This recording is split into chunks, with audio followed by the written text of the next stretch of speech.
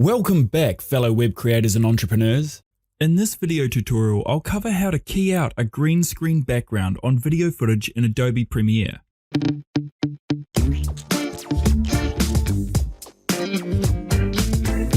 Here you'll see I've got a video of a T-Rex with a green screen background. I'd like to key out the green background to reveal the city street video behind it in the hopes I might impress Steven Spielberg. Let's see how cringy and bad we can make this. To kick things off, I'll drag the green screened T-Rex clip to the second track on my timeline. Then I'll drag the street video to the track below the T-Rex.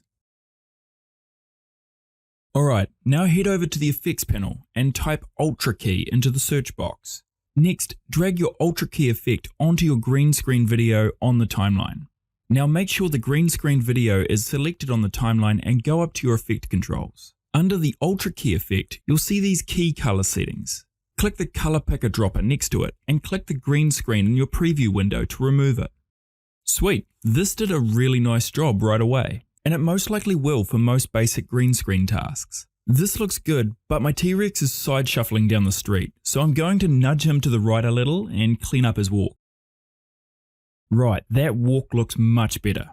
As I've just shown, when you key out a green screen, provided your subject is not touching the edges of its own frame, such as in my case, the subject can be moved freely around the scene as if it's floating in space. If you were to green screen a subject touching the edge of the frame, however, you'll be restricted with your movements due to the resulting hard edge as shown.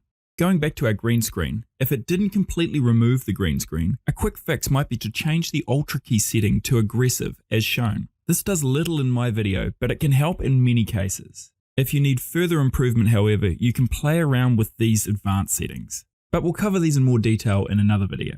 For now, let's add a little audio to top off our Jurassic Park masterpiece.